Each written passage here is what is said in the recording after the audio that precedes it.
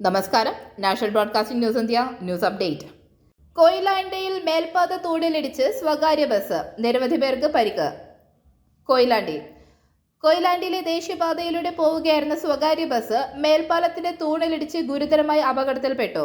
സംഭവത്തിൽ 15ലധികം യാത്രക്കാർക്ക് പരിക്കേറ്റതായാണ് പ്രാഥമിക വിവരം. ചിലരുടെ നില ഗുരുതരമാണ്.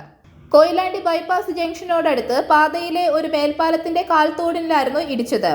ബസ് കണ്ണൂരിൽ നിന്ന് കോഴിക്കോട് ഭാഗത്തേക്ക് പോകുമായിരുന്നുവെന്ന് അധികൃതർ അറിയിച്ചു. യാത്രക്കാരിൽ ചിലർക്ക് തലയ്ക്കും കാലിനും പൊട്ടലും പരിക്കുകളുമുണ്ട്. 3 പേരെ കോഴിക്കോട് മെഡിക്കൽ കോളേജ് ആശുപത്രിയിലേക്ക് മാറ്റിയിട്ടുണ്ട്.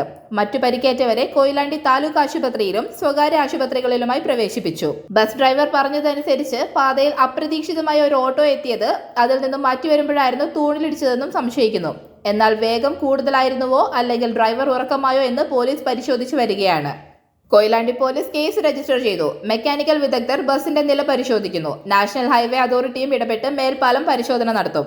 ഈ വഴിയിലൂടെ യാത്ര ചെയ്യുന്നവർക്ക് കുറച്ചു ദിവസത്തേക്ക് വ്യത്യസ്ത മാർഗങ്ങൾ ഉപയോഗിക്കാൻ ഉപദേശിച്ചിട്ടുണ്ട്. മേൽപ്പാലം ഭാഗികമായി പൊളിച്ച് പരിചരണം നടത്താനുള്ള ശ്രമവും ആരംഭിച്ചിട്ടുണ്ട്. അപകടത്തിൽ പരിക്കേറ്റവർ ഉടൻ ചികിത്സയും സഹായവും ലഭ്യമാക്കാൻ ആശുപത്രികൾ, പോലീസ്, ഫയർഫോഴ്സ് തുടങ്ങിയ എല്ലാ വിഭാഗങ്ങളും ഉൾപ്പെടെ പ്രവർത്തനം ആരംഭിച്ചിരിക്കുന്നു. നിരന്തര വിവരങ്ങൾ ലഭ്യമായതോടെ പുതിയ അപ്ഡേറ്റുകൾ നൽകുന്നതായിരിക്കും. കൂടുതൽ അപ്ഡേറ്റ്സുകൾക്കായി കാത്തിരിക്കുക. National broadcasting news India.